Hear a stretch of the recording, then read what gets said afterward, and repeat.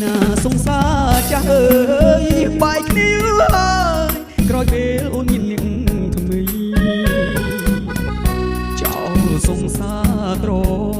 ធំគុំក្របីស្រវាអ្នកថ្មីព្រោះតែដុល្លារឃើញគេកាន់ស្គរចំលូនលេ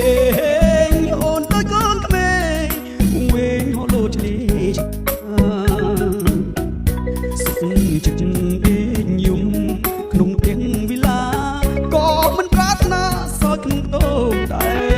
រអូនហ៊ានលើចាត់បាត់ទៀតស្មោះសរដូចឆ្នាំសំឡលែងស្គាល់រងវេល